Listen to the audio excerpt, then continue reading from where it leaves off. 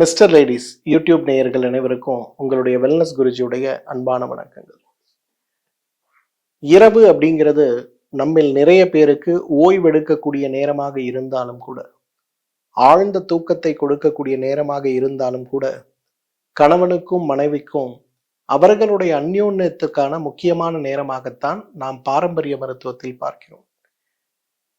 இப்ப இருக்கக்கூடிய வாழ்வியல் முறையில கணவன் மனைவி சேருவதற்கு பகல் நேரம், இரவு நேரம், மாலை நேரம் அப்படின்லாம் எதுவும் பார்க்கறது இல்லை. ஆனா ஆயுர்வேதத்துல ராத்திரி சரியைன்னு சொல்லக்கூடிய, தினச்சரியைன்னு சொல்லக்கூடிய, ரித்துச்சரியைன்னு சொல்லக்கூடிய 3 விஷயங்கள் இருக்கிறத பார்க்கிறோம். தினச்சரியை அப்படிங்கிறது காலை எழுந்து கொள்வதிலிருந்து மாலை வரை நாம் என்னென்ன வகையான வேலைகளை செய்கிறோம். அதாவது எண்ணெய் தேய்த்து குளிப்பது, ஆயில் புல்லிங் சொல்லக்கூடிய கண்டூஷ சிகிச்சை செய்து கொள்வது, கண்ணுக்கு மருந்திடுவது, காதுக்கு மருந்திடுவது, உடல் கழிவு நீக்க முயற்சி செய்வது, குளிப்பது, உடை அணிந்து கொள்வதும் போது ஒவ்வொரு காலநிலைக்கும் ஏற்றாற்போல் நாம் தினமும் செய்யக்கூடிய வேலைகளை தினச்சரியைன்னு சொல்லுவோம். அதே போல ருத்துச்சரியை, கோடை காலத்துல என்ன பண்ணணும், குளிர் காலத்துல என்ன பண்ணணும், மழை காலத்துல என்ன பண்ணணும்னு சொல்லி கொடுப்பது ருத்துச்சரியை. அதே போல ராத்திரி சரியை, சூரியன் அஸ்தமித்த பிறகு, நிலவு வந்த பிறகு, இரவிலிருந்து விடிகாலை வரை நம்முடைய ஆரோக்கியத்தை மேம்படுத்த நாம் எடுத்துக்கொள்ள வேண்டிய முயற்சிகள் என்னன்னு வரும்போது, இந்த ராத்திரி சரியையுடைய மிகப்பெரிய ஒரு பகுதியாக நாம் பார்ப்பது என்ன அப்படின்னு பார்த்தீங்கன்னா, நிச்சயமாக இந்த ஆண் பெண் உறவுன்னு சொல்லக்கூடிய நம்முடைய தாம்பத்தியம் அப்படிங்கிறத ஆரோக்கியமாக எவ்வாறு பார்க்க வேண்டும், எவ்வாறு செய்ய வேண்டும் அப்படிங்கிற ஒரு நிகழ்வு தான். பெரும்பாலும் இன்றைக்கு நாம் சந்திக்கின்ற ஆண்மை குறைவு சார்ந்த சிரமங்கள், அதாவது எழுச்சியின்மையாக இருப்பதோ, அல்லது விந்து முந்துதல் சார்ந்த சிரமத்தோடு இருப்பதோ, அல்லது உயிரணுக்களுடைய குறைபாடுகள் சார்ந்த சிரமத்தோடு இருப்பதோ, அல்லது நான் சிறு வயதில் இருக்கும்போது என்னால் நன்றாக ஒரு இரவு 2-3 முறை கலவியில் ஈடுபட முடிந்தது, ஆனால் இன்றைக்கு எனக்கு ஒரு முறை கலவியில் ஈடுபடுவதற்கே மிகுந்த சிரமம் ஏற்படுகிறதுங்கிற கவலையில் இருப்பவர்களோ, இந்த ஆண்மை தன்மையை அதிகரிக்க நாம் என்ன செய்ய வேண்டும் அப்படிங்கிற கேள்விக்கான பதில் தான் இன்றைக்கு இந்த வீடியோ. பொதுவா இந்த வீடியோல நான் இன்றைக்கு 10 வகையான தலைப்புகள்ல பேச போறேன். இது என்ன 10 வகையான தலைப்புனா, எல்லா ஆண்களும் ஒன்று கிடையாது. வாத உடம்பை சார்ந்தவர்கள் வேறு, பித்த உடம்பை சார்ந்தவர்கள் வேறு, கப உடம்பை சார்ந்தவர்கள் வேறு.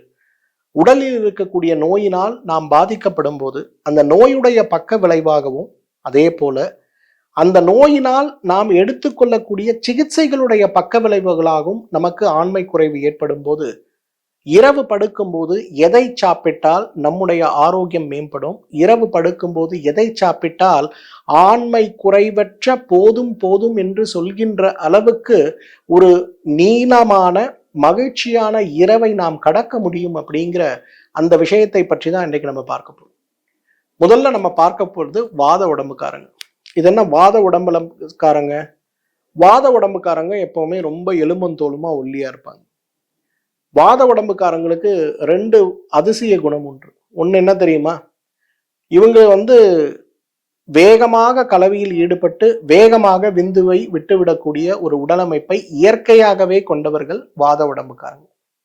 ஆனா ஒரு நாளைக்கு 3 முறை 4 முறை அல்ல 10 முறை கூட உடலுறவு கொள்ளக்கூடிய அளவுக்கு உடல் பலம் கொண்டவர்கள் வாத உடம்புக்காரங்க.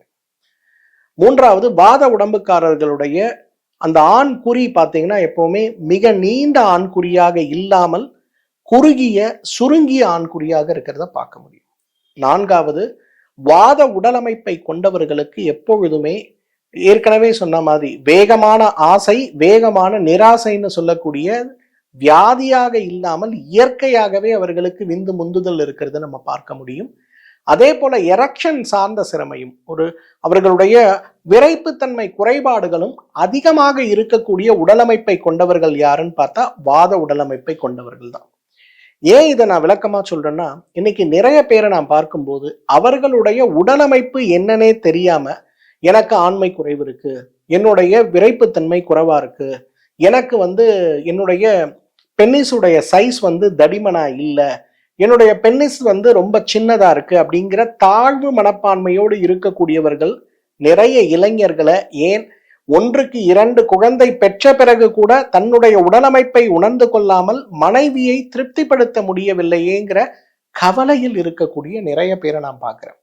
ஏன் உடலமைப்பை நான் கொண்டு வரேன்னா, முதல்ல ஒரு மருத்துவரை பார்த்து நாடி பார்த்து தன்னுடைய உடல் வாதமா பித்தமா கபமாங்கிற ஒரு புரிதல் இருந்தா, அந்த புரிதலுடைய அடிப்படையில நம்முடைய ஆண்குறியுடைய நீளம் அகலம் மற்றும் செயல்பாடு சீராக இருக்கிறதா இல்லையான்னு புரிந்து கொள்ள முடியும்னா அதற்கான சிகிச்சையும் அந்த சிகிச்சையின் போது கிடைக்கக்கூடிய பலன்களும் எதிர்பார்ப்புகளும் சீராக இருக்கும். இந்த ஒரு விஷயத்துல மட்டும் ஆண்களை நம்ம யாரும் திருப்திப்படுத்தவே முடியாது. ஏன்னா இந்த தாம்பத்தியம்னு வரும்போது என்னோட பர்ஃபார்மன்ஸ் இன்னும் பத்தலைன்னு சொல்லக்கூடிய ஆண்கள் தான் இருக்காங்க. நான் பிரபலமா இருக்க அந்த மருத்துவரை பார்த்தேன், இந்த மருத்துவமனைக்கு போனேன், விலை உயர்ந்த மருந்துகளை சாப்பிட்டேன், எனக்கு திருப்தி இல்லை அப்படிங்கிற அந்த திருப்தி இல்லைங்கிற ஒரு வார்த்தையோட தான் நிறைய பேர் வருத்தத்தில் இருக்காங்க. ஆனா அதற்கான காரணம் நம்முடைய உடல் அமைப்பு தானா அப்படிங்கிற ஒரு புரிதல் இருந்தா அந்த இடத்துல அந்த நிராசையை நம்முடைய பெரிய அளவு வெற்றியாக நம்ம மாற்ற முடியும். ஸோ முதல்ல வாத உடம்புக்காரங்களுக்கு அவர்களுடைய ஆண்குறியும் அவர்களுடைய செக்ஷுவல் எபிலிட்டியும் எப்படி இருக்கும் அப்படிங்கிறது நான் சொன்னேன். வாத உடம்புக்காரங்க சீக்கிரம் விந்து வந்துடும், ஆனால் அவர்களை சமாளிப்பது ரொம்ப பெரிய கஷ்டம். வாத உடம்புக்காரங்க 1 மணி நேரத்திற்கு ஒரு முறைன்னு 24 மணி நேரத்திற்கு 24 முறையும் அவர்களால் உடலுறவு வைத்துக் கொள்ள முடியுங்கிறது தான் இதுல ரொம்ப பெரிய விஷயம். மற்ற பித்த கபத்துக்காரங்கள்லாம் அதெல்லாம் வரவே வராது. இமீடியட் எரெக்ஷன் இருக்கும், இமீடியட் எஜாக்குலேஷன் இருக்கும், ஆனா எவ்ரி 1 hour பண்ண முடியும். இதுதான் வாத உடம்புக்காரங்களுடைய குணம். அப்ப வாத உடம்புக்காரங்க எதை சாப்பிட்டால், இரவு படுக்கும் போது எதை சாப்பிட்டால் அவர்களுக்கு அவர்களுடைய ஆண்மைத்தன்மை அதிகரிக்கும், அதாவது அவர்களுடைய ஆண்குறியுடைய நீல அகலம், அவர்களுடைய பர்ஃபார்மன்ஸ், எவ்வளவு நேரம் அவர்களால் கலவியில் ஈடுபட முடிகிறது மற்றும் ஒரு நாளைக்கு எத்தனை முறை கலவியில் ஈடுபட முடிகிறதுன்னு வரும்போது அதை மிகப்பெரிய அளவு மாற்றம் கொண்டு வரக்கூடிய ஒரு அருமருந்து எதுனா அமுக்ரா கிழங்கு. நம்மளே யோசிப்போம், உலகம் முழுவதும் அமுக்ரா கிழங்கை பத்தி பேசுறாங்க. பிரதமர் கூட கடந்த ஒரு 15 நாட்களுக்கு முன்பு டெல்லியில் நடந்த ஒரு பெரிய தேசிய ஆயுர்வேத மருத்துவ மாநாடுல அமுக்ரா கிழங்கு தான் இந்த வருடத்திற்கான தேசிய மூலிகையாக அறிவித்து அதை ப்ரமோட் பண்றதுக்கு எல்லாம் பண்றாங்க.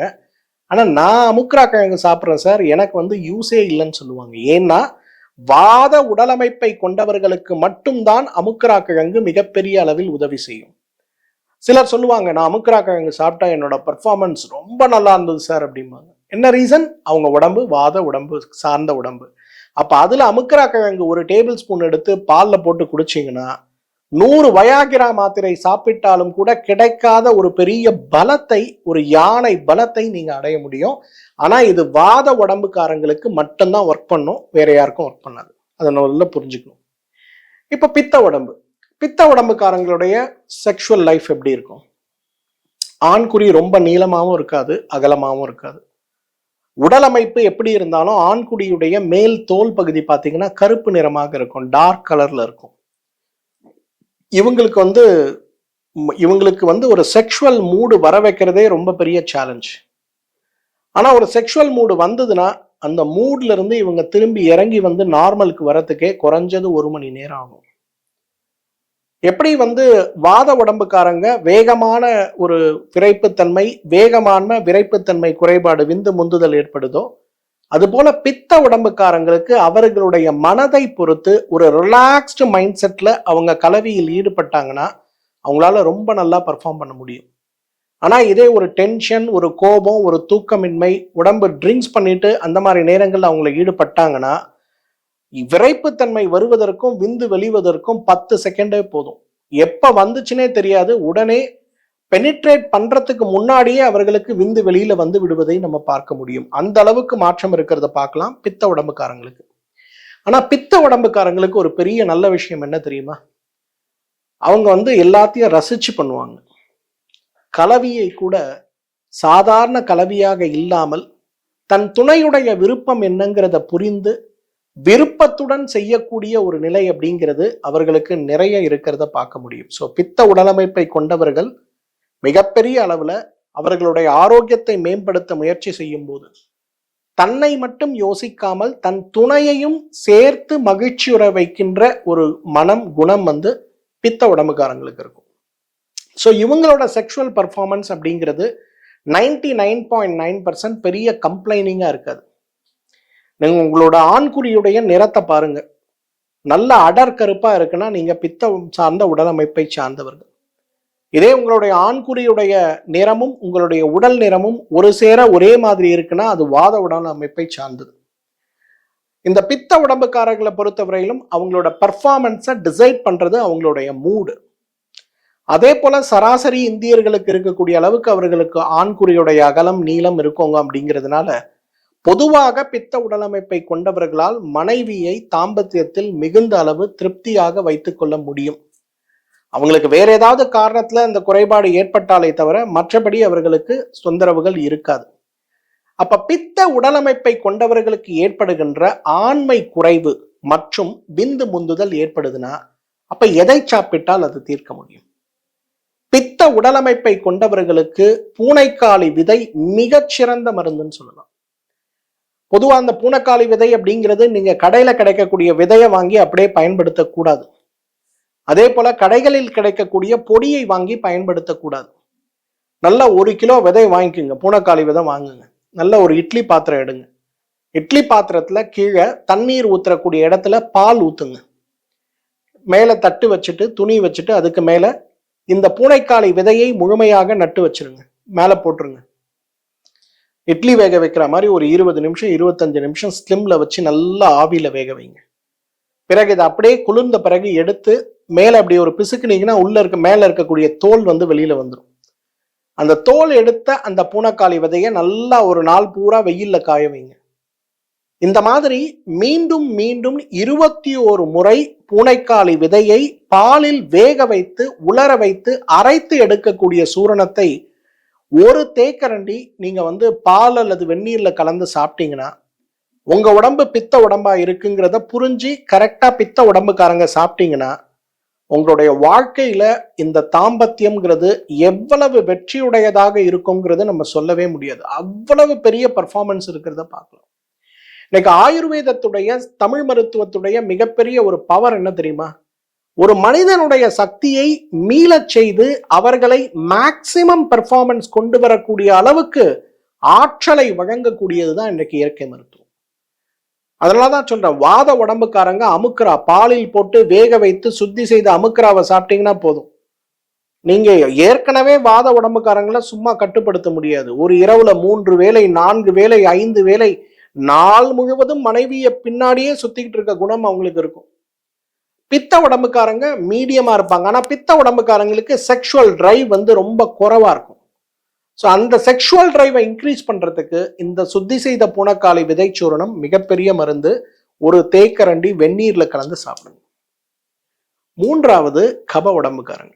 இந்த கப உடம்புக்காரங்களை பொறுத்தவரையிலும் 99.999% செக்ஷுவலா அவங்களுக்கு வீக்னஸே வராது. ஆண்குறி இன்றைக்கு நீங்க நிறைய நீல படங்கள்லாம் பார்த்தீங்கன்னா அந்த ஆண்குறியுடைய நீல அகலம்லாம் பார்த்தீங்கன்னா வழக்கத்துக்கு மாறா பெரியதாக இருக்கிறத நீங்க பார்க்க முடியும்.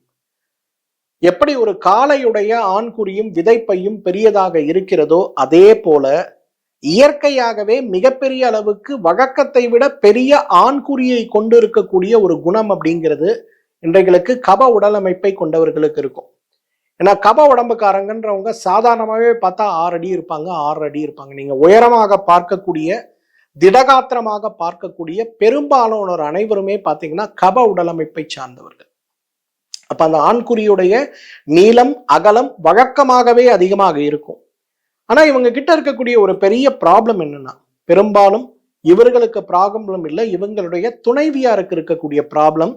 சாதாரணமாகவே 3 நிமிடம் 5 நிமிடம் நின்று நிதானமாக கலவியில் ஈடுபடக்கூடிய குணம் அப்படிங்கிறது இவர்களுடைய குணம். அப்ப பொதுவா நம்ம சொல்லுவோம்ல, மனைவியை திருப்திப்படுத்த முடியலன்ற கவலை போய் மனைவிக்கு திருப்தி ஏற்பட்டு விட்டது, எனக்கு விந்து வரவில்லை அப்படிங்கிற கவலை யாருக்கு இருக்கும்னா கப உடம்புக்காரங்களுக்கு தான் இருக்கும்.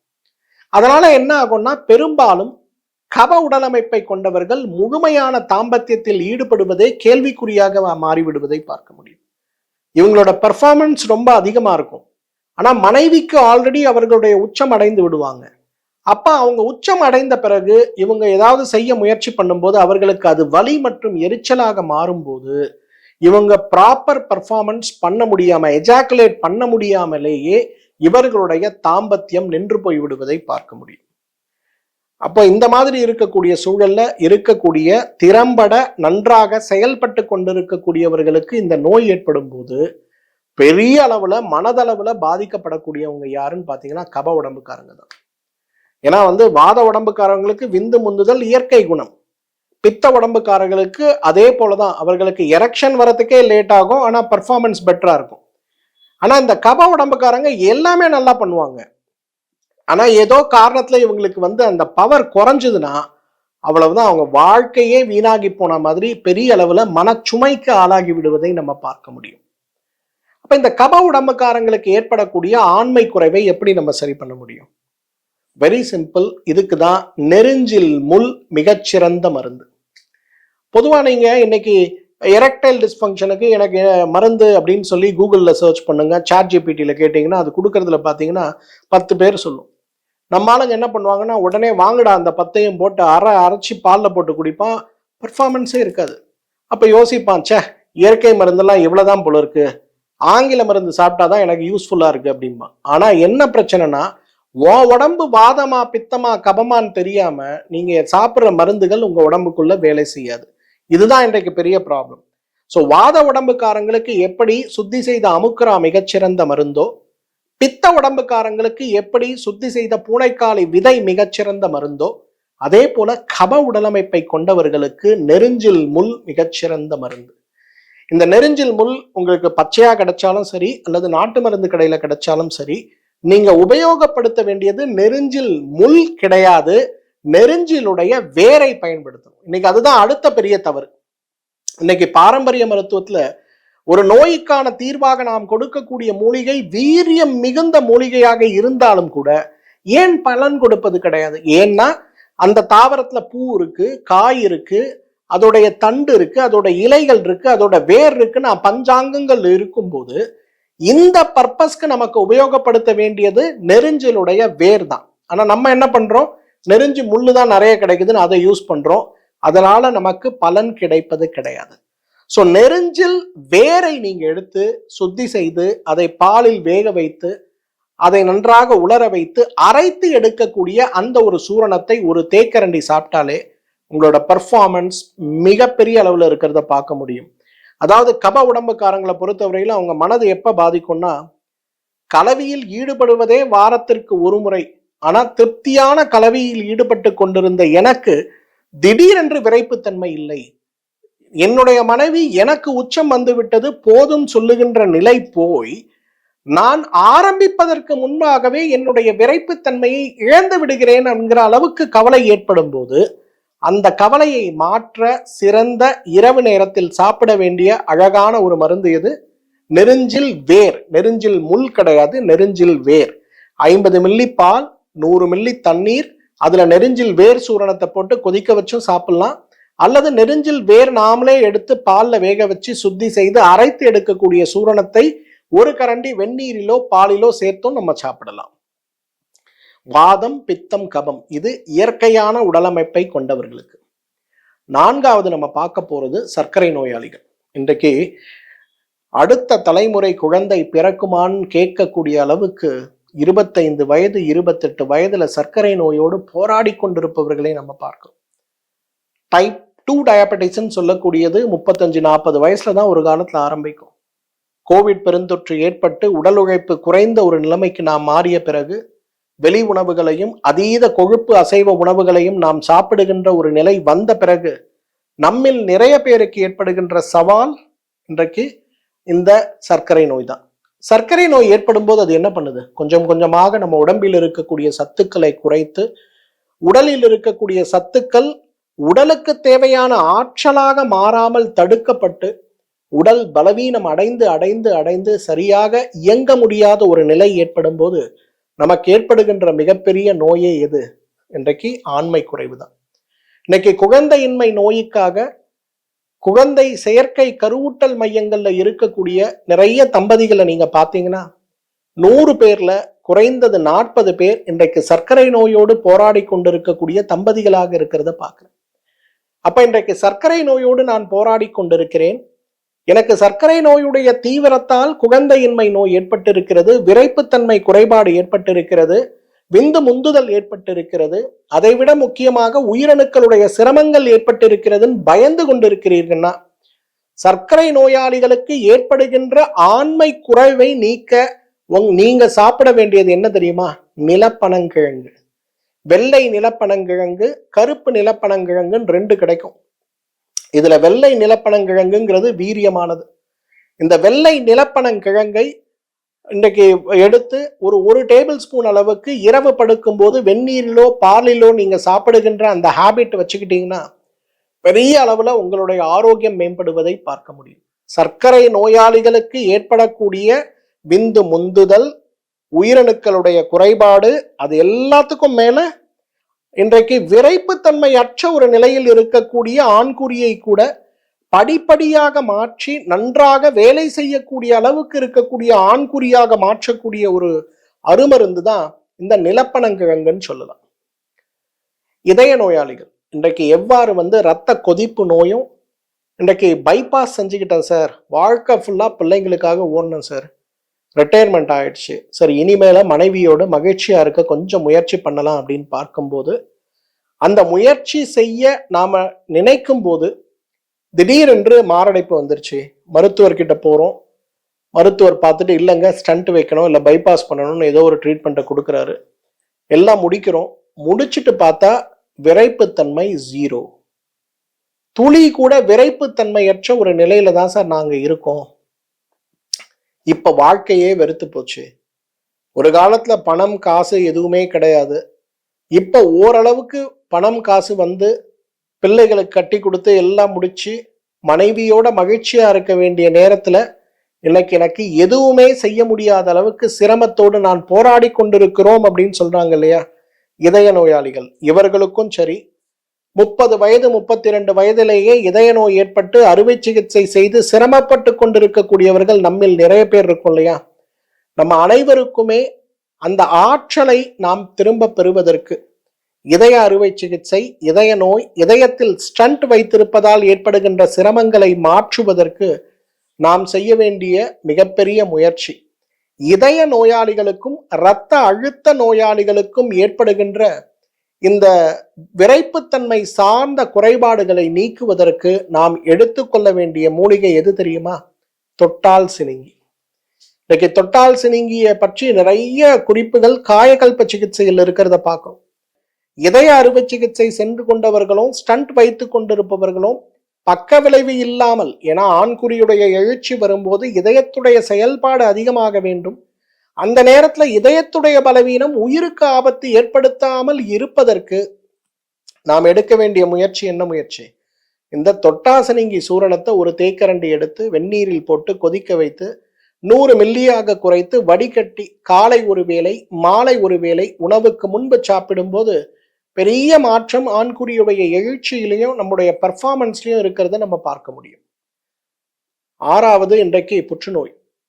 இன்றைக்கு ஒரு காலத்துல புற்றுநோய்ங்கிறது நாள் கடந்து வயது கடந்து வருகின்ற நோயாக இல்லாமல் நிறைய நேரங்கள்ல நாம் பார்க்கும்போது வயதுள்ள பிள்ளைகளுக்கே ஏற்பட்டு விடுவதை பார்க்கிறோம். இந்த வயதுள்ள பிள்ளைகளுக்கு புற்றுநோய் ஏற்படும் போது இறைவன் அருளாலும் சிறந்த சிகிச்சைகளாலும் அவை குணமான பிறகு அவர்களுக்கென்று ஒரு வாழ்க்கையை உருவாக்க நாம் முயற்சி செய்த போது நிறைய பேருக்கு விரைப்புத்தன்மை குறைபாடும் உயிரணுக்களுடைய குறைபாடும் இந்த வாழ்க்கையையே புரட்டி போட்டு விடுவதை பார்க்கிறோம். இந்தியாவில் ஒரு மிகப்பெரிய கிரிக்கெட் பிளேயர் இருந்தார். அவருக்கு திடீரென்று ஏற்பட்ட புற்றுநோய் அனைவரையும் திகைப்படைய வைத்தது. ஆனால் முறையான சிகிச்சைக்கு பிறகு இன்றைக்கு நல்ல ஆரோக்கியமான ஒரு வாழ்க்கையில் அவர் இருந்தாலும் கூட, சமீபத்தில் ஒரு முறை அவருடைய நண்பர் ஒருவர் மூலமாக என்னிடம் தொலைபேசியில் பேசும்போது, அவருக்கு ஏற்பட்டிருக்கக்கூடிய இந்த பலவீனம் அவர் வாழ்க்கையையே புரட்டி போட்டு விட்டது, மகிழ்ச்சியற்ற வாழ்க்கையில நான் போராடி கொண்டிருக்கிறேன் அப்படின்னு சொல்லக்கூடிய அளவுக்கு ரொம்ப வருத்தப்பட்டார். அவருக்கு நான் பரிந்துரைத்தது எது தெரியுமா? மிகச் சுலபமான ரொம்ப எஃபெக்டிவான ஒன்று என்ன தெரியுமா? பீட்ரூட் சாறு, அது கூட இஞ்சி 2 கலந்த ஒரு கலவை தான். அவரே என்கிட்ட ஆச்சரியமா கேட்டாரு, சார் நீங்க வெளி மாநிலத்துல இருக்கீங்க, நான் இருக்கக்கூடிய இடம் வேற இடம், நீங்க ஏதாவது எனக்கு காஸ்ட்லியா ஏதாவது மருந்து கொடுப்பீங்கன்னு நான் பார்த்தேன், நீங்க என்னடானா வெறும் பீட்ரூட் சாறையும் இஞ்சியும் போட்டு அரைச்சு குடிங்க, 10 நாள் குடிச்சிட்டு எனக்கு ஃபோன் பண்ணுங்கன்னு சொல்றீங்களே, இதை நான் நம்பி செய்யலாமா அப்படின்னு கேட்டார். நான் சொன்னேன், எல்லா நோய்களுக்கும் தீர்வு சில நேரங்கள்ல மருந்துகள் கிடையாது. நம்ம தினசரி வாழ்க்கையில் பயன்படுத்துகின்ற நமக்கு தெரிந்த உணவே நம்முடைய வாழ்க்கையை பெரிதாக்கிவிடும். நீங்க ஒன்றும் கவலைப்பட வேண்டாம். ஒரு 10 நாட்களுக்கு சாப்பிடுங்க. 10 நாள் கழிச்சு காலை நேரங்கள்ல உங்களுடைய விரைப்புத்தன்மை எவ்வாறு இருக்கு அப்படின்னு என்கிட்ட பேசுங்கன்னு சொன்னேன். அவர் 10 நாள் கழிச்சு மகிழ்ச்சியோட பேசினாரு. காலையில் விரைப்புத்தன்மை மட்டுமல்ல, மனதில் உற்சாகத்தோடு 1, 2 முறை இந்த 10 நாள்ல என்னால் கலவியில் ஈடுபட முடிந்தது. இது எனக்கு ரொம்ப சர்ப்ரைசிங்கா இருக்கு. என்ன ரீசன்னா, ட்ரீட்மெண்ட் ஆரம்பிச்சதுல இருந்து இன்னைக்கு வரையிலும் எனக்கு எரெக்ஷனே கிடையாது. ஆனா வெறும் 7 நாட்கள் 6 நாட்கள் நான் சாப்பிட்ட உடனேயே என்னுடைய ஆண்குறிக்கு போகக்கூடிய ரத்த ஓட்டம் அதிகமாவதை நான் உணர்ந்தேன். எப்படி உணர்ந்தேன்னா, யூரின் போகும்போது அது பெரும்பாலும் சிறியதாக சுருங்கி விட்டதனால் என்னோட கால்கள்லயே படுற மாதிரி இருக்கும். ஆனா இப்ப நல்லா நீண்டு வரதுனால ரொம்ப அழகா கிளாசெட்குள்ள போறதை என்னால உணர முடியுது. இட்ஸ் அ மிராக்கிள் அப்படின்னு சொன்னாரு. பட் இந்த மிராக்கிள் தான் தேவையான புற்றுநோயாளிகள் நிறைய பேர் நம்ம பார்க்குறோம். பெருசா மணக்கிட வேண்டாம். 50 கிராம் பீட்ரூட், 10 கிராம் இஞ்சி, 300 மில்லி வெந்நீர் நன்றாக அரைத்து சாறு எடுத்து எடுக்கக்கூடிய பீட்ரூட் இஞ்சி சாறுல மிளகுடைய சூரணம் ஒரு தேக்கரண்டியும், அதாவது 3 கிராம் அளவுக்கும், தேவைப்பட்டால் தேன் ஒரு தேக்கரண்டியும் எடுத்துக்கொள்ள முடியுமான்னு பாருங்க. பக்கவாத நோயாளிகள், விபத்துகள் ஏற்படுது, மூளையில் இருக்கக்கூடிய இரத்த ஓட்டங்கள் தடைபடுது, சில நேரங்கள்ல ஒரு பக்கம் இரு பக்கம் பக்கவாதம் ஏற்பட்டு விடுகிறது. உயர்ந்த இரத்த அழுத்தத்தின் காரணமாக இன்றைக்கு நேரடியாகவோ மறைமுகமாகவோ ஏற்பட்ட மூளையில் ஏற்பட்ட பாதிப்பு பக்கவாத நோயை உருவாக்கி விட்டதென்றாலும் கூட, இந்த பக்கவாத நோய் குணமான பிறகு கூட எனக்கு எரெக்ஷனே இல்லைன்னு சொல்லி வருத்தப்படுகின்ற நிறைய பேரை நம்ம பார்க்கிறோம். என்ன செய்தாலுமே எனக்கு எரெக்ஷன் ஆகவில்லை, நான் எவ்வளவு முயற்சி பண்ணாலும் எனக்கு எரெக்ஷன் ஆகல. இன்றைக்கு பிரபலமாக இருக்கக்கூடிய மருத்துவர்கள், மருந்துகள், ஏன் நேரடியாக ஆண்குறியில் போடக்கூடிய ஊசி மருந்துகளை கூட எடுத்தாகிவிட்டது, இருந்தாலும் எனக்கு எரெக்ஷனே தெரியல அப்படின்னு சொல்லக்கூடியவர்களுக்கு இன்றைக்கு முக்கியமான மருந்து எது தெரியுமா? சிலாஜத்துன்னு சொல்லுவோம். சிலாஜத்து அப்படிங்கிறது ஹிமாலய மலைப்பகுதிகளில் அந்த மலைகளுடைய சூடுல உருகி வரக்கூடிய ஒரு வகையான மினரல். இன்றைக்கு எப்படி நம்ம ஒரு தாவரத்தை தோண்டி விட்டோம்னா, ஒரு வேப்ப மரத்தை நம்ம கசிய வச்சோன்னா என்ன ஆகுது? வேப்பம் பிசின் வருது. முருங்கை மரத்துடைய தோல்ல காயம்பட்டா என்ன ஆகுது? முருங்கை பிசின் வருது. அது போல சில அமைப்பு கொண்டிருக்கக்கூடிய மலைகள்ல சூடு தன்மை அதிகமாகும் போது உடைந்து வெளியேறுகின்ற கனிமத்துக்கு தான் சிலாஜத்துன்னு பேர். கருப்பு நிறமாக இருக்கக்கூடிய சிலாஜத்து இன்றைக்கு வணிக ரீதியாக உலகம் முழுவதும் கிடைக்கிறத பார்க்கிறோம். குறிப்பா இன்றைக்கு இந்தியாவில் மிகப்பெரிய அளவில் கிடைக்கிறது. இந்த சிலாஜத்துவை ஒரு 2 கிராம் அளவுக்கு காலை வெறும் வயிற்றில் சாப்பிடும்போது அல்லது இரவு படுக்கும்போது சாப்பிடும்போது இந்த பக்கவாத நோயால் ஏற்பட்ட சிரமமாக, மிகப்பெரிய சிரமமாக இருக்கக்கூடிய விரைப்பு தன்மை குறைபாடு பெரிய மாற்றம் அடைவதை பார்க்க முடியும். அடுத்து நம்ம பார்க்க போறது உடல் எடை. இன்னைக்கு உடல் எடை அதிகரிக்கும் போது ஆண்களுக்கு ஏற்படுகின்ற மிகப்பெரிய பிரச்சனை என்ன? Zero performance. விரைப்புத்தன்மை வரதா இல்லையானே தெரிய முடியல சார். நான் நேரா நின்று கீழே குனிஞ்சு என்னோட கட்டவரலை பார்த்தே பல வருஷம் ஆச்சு, அந்த அளவுக்கு என்னோட தொப்பை பெருசா இருக்கு. அப்படி இருக்கும்போது என்னால் எப்படி சார் பெர்ஃபார்மன்ஸ் பண்ண முடியும்? எனக்கு கலவியின் மேல் செக்ஸ்ல எனக்கு ரொம்ப ஆர்வம் உண்டு சார். என்னோட மனைவியும் என்கிட்ட நல்லா கோஆப்ரேட் பண்றாங்க. ஆனா என்னோட பர்ஃபார்மன்ஸ் ரொம்ப மோசமாயிட்டே போகுது. வெயிட்டை குறைச்சாதான் பர்ஃபார்மன்ஸ் பெட்டர் ஆகும் நிறைய டாக்டர்ஸ் அட்வைஸ் கொடுக்குறாங்க. ஆனா எந்த டாக்டர் கிட்ட நான் போனாலுமே என்னால எக்ஸசைஸ் பண்ண முடியல, இல்லை நான் ட்ரை பண்றேன், நான் நினைக்கிற அளவுக்கு எனக்கு எஃபர்ட்ஸ் கிடைக்கல.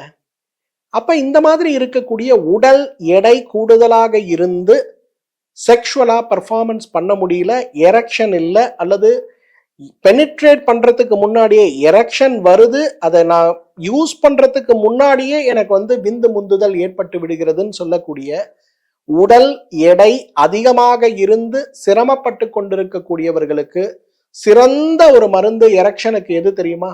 தண்ணீர் விட்டான் கிழங்கு. தண்ணீர் விட்டான் கிழங்குடைய சூரணம் இன்னைக்கு ரொம்ப மலிவா கிடைக்கக்கூடிய ஒரு சூரணம்.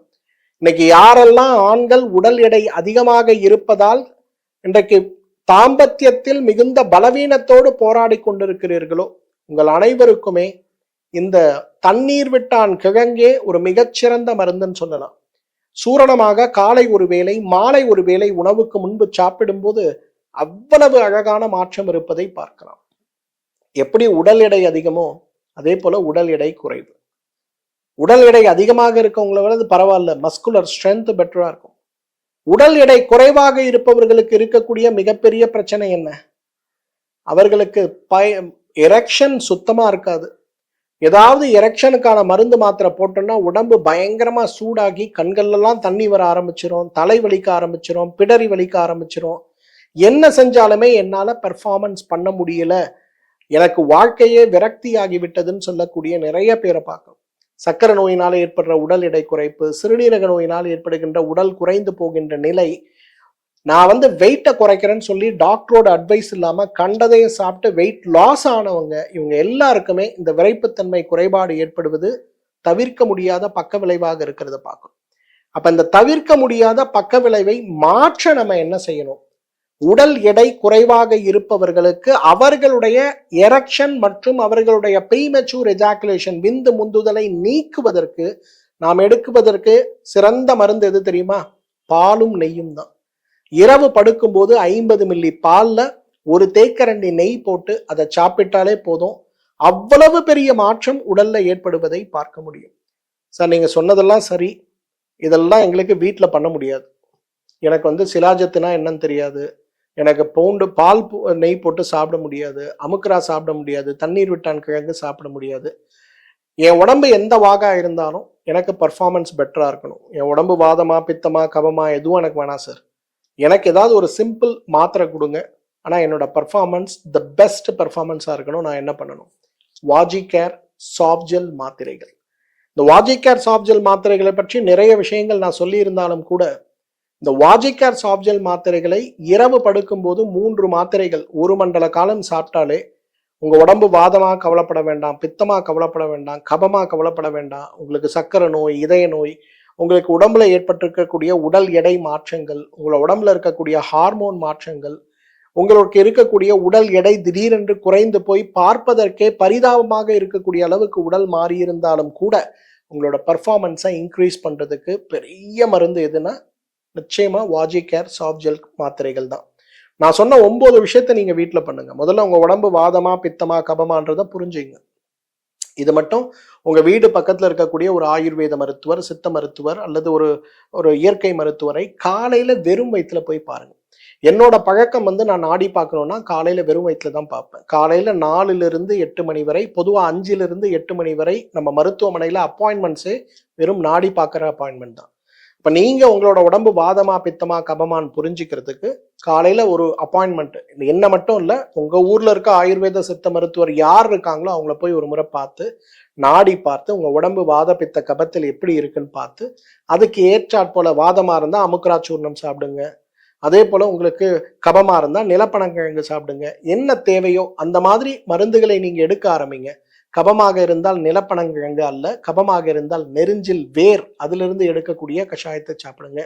எது தேவை அப்படிங்கிறத புரிந்து அந்த புரிதலுக்கு ஏற்றாற்போல் ஒரு மருந்தாக இல்லாமல் ஒரு உணவாக சாப்பிடுகின்ற ஒரே ஒரு மாற்றத்தை மட்டும் குறைந்தது 1 மண்டல காலம் 48 நாட்கள் நம்ம தொடர்ந்து செய்யும் போது நம்ம உடம்பில் இருக்கக்கூடிய நோயுடைய பக்க விளைவாகவோ அல்லது நம்ம உடம்பில் இருக்கக்கூடிய பலவீனத்துடைய பக்க விளைவாகவோ இல்ல நம்ம உடம்புடைய ஸ்வபாவத்துடைய பக்க விளைவாகவோ எதாக இருந்தாலுமே உடல் ஆரோக்கியம் அடைவதை பார்க்கலாம். வாழ்க்கை வாழ்வதற்கு தாங்க, முதல்ல அது நல்லா புரிஞ்சுங்க. இப்ப கூட கொஞ்ச நேரத்துக்கு முன்னாடி பாத்தீங்கன்னா சுவிட்சர்லாந்துல இருந்து ஒரு பையன் வந்திருந்தாரு. அவர் போய் ஏற்கனவே ஒரு இயற்கை மருத்துவரை பார்த்திருக்காரு.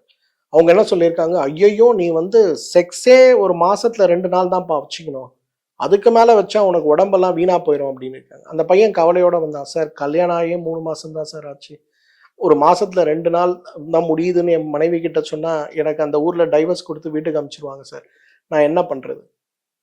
தினசரி உங்களுக்கு தேவைன்னா நீங்க தாராளமாக கலவியில் ஈடுபடலாம். சன்னியாசிகளுக்கும் அதே போல துறவரம் பூண்டவர்களுக்கும் தான் இது கூடாத விஷயமே தவிர நம்மை போன்று வாழ்வியலில் இருப்பவர்கள் அனைவருமே தினசரி கூட நீங்க தாம்பத்தியம் வைத்துக் கொள்ளலாம், தவறே கிடையாது. மாஸ்டர்பேஷன் ஹேபிட் இருக்கா, தினசரி கூட நீங்க வச்சுக்கலாம், தப்பு கிடையாது. ஆனால் உங்களுடைய உடல் பலம், உங்களுடைய மனோபலம், உங்களுடைய உணவில் இருக்கக்கூடிய ஊட்டச்சத்துக்கள் இவற்றை சீராக வைத்துக் கொண்டு அதனோடு நீங்கள் கலவியில் ஈடுபடும் போது உங்களுக்கு எந்த பிரச்சனையுமே வராது. நிறைய பேர் சொல்லுவாங்க நீங்க மாஸ்டர்பேஷனே பண்ணக்கூடாது. 3 நாள் 4 நாள் அவன் மாஸ்டர்பேஷன் பண்ணலன்னா 5வது நாள் விதை பையெல்லாம் வீங்கி போய் வலி வந்து மாஸ்டர்பேஷன் பண்ணலங்கிற ஒரு டிப்ரெஷன் வந்து அவன் மனநோயாளியாவே மாறிவிடுவதை பார்க்க முடியும். நல்லா புரிஞ்சுங்க, தினமும் உடலுறவு கொள்ளுவதால் உடலுக்கு பாதிப்பு ஏற்படுமா? நிச்சயமாக கிடையாது. தினசரி உடலுறவு கொள்ளுவதற்கு தேவையான முறையான மருத்துவம் மற்றும் ஊட்டச்சத்து சத்துகளோடு நீங்க தாராளமா தினசரி உடலுறவில் ஈடுபடுங்க. எந்த பக்க விளைவும் கிடையாது. ஆனா அது இல்லாம செஞ்சோம்னா உடல்ல ஏற்படுகின்ற பலவீனம் நம்ம உடலை பாதிக்கும். இந்த வீடியோ உங்க எல்லாருக்கும் பயனுள்ளதா இருக்கும்னு நினைக்கிறேன். ஏன் எல்லாரும் சாப்பிட்ற மருந்து எனக்கு வேலை செய்யல, ஒரே மருந்து நானும் என் ஃப்ரெண்டும் சாப்பிட்றோம், அவரு பெர்ஃபார்மன்ஸ் சூப்பர் அப்படிங்கிறாரு, எனக்கு எறும்பு கடிச்ச மாதிரி கூட இல்லைன்னா, நோயை புரிஞ்சிக்காம நம்மளோட ட்ரக் ஆஃப் சாய்ஸ் புரிஞ்சிக்காம கஷ்டப்படுறதுனால தான் இவ்வளவு சிரமங்கள் இருக்கு. இந்த வீடியோவில் உங்களுக்கு இருக்கக்கூடிய சந்தேகங்கள் ஏதாவது இருக்குன்னா கமெண்ட் செக்ஷனில் ஷேர் பண்ணுங்க. நம்மளோட கம்யூனிட்டியில் நம்மளோட சர்க்கிளில் இந்த நோயினால் யாராவது பாதிக்கப்பட்டு வாழ்க்கையே சீரழிந்து போய் கஷ்டத்தில் இருக்காங்கன்னா, இல்லை இருக்கக்கூடிய வாய்ப்பு இருப்பவர்களுக்கு இந்த வீடியோவை ஷேர் பண்ணுங்க. பொதுவாக பாலியல் சார்ந்த வீடியோக்கள் வரும்போது நம்ம எல்லாருமே அதை ஷேர் பண்ணுறதுக்கே ரொம்ப கூச்சப்பட ஆரம்பிக்கிறோம். ஆனால் யோசிச்சு பாருங்க, ஒரு கணவன் மனைவியும் இல்லறத்தில் ஈடுபடாமல் இருக்கும்போது கணவனுடைய உடல் மனநிலையும் மனைவியுடைய உடல் மனநிலையும் சமூக ரீதியாக உளவியல் ரீதியாக மிகப்பெரிய பாதிப்பையும் அமைதியின்மையையும், ஏன் நிறைய பேர் தற்கொலை செய்து கொள்ளக்கூடிய அளவுக்கு அவங்க உடம்புல வாழ்க்கைகள் மாறி போய் விடுவதை பார்க்கிறோம். அதனால முறையான சிகிச்சையாக முறையான வழிமுறைகளோடு நம்ம உடம்ப எப்படி இருக்கு, என்ன தீர்வுங்கிறத புரிஞ்சுட்டு நம்ம நல்ல வாழ்க்கை வாழ நிறைய வழிகள் இருக்கிறது. அதற்கு உங்களால் ஆன உதவியாக இந்த வீடியோவை உங்களோட கம்யூனிட்டியில சோசியல் மீடியால ஷேர் பண்ண முடியுமான்னு பாருங்க. மீண்டும் சந்திப்போம். நன்றி, வணக்கம்.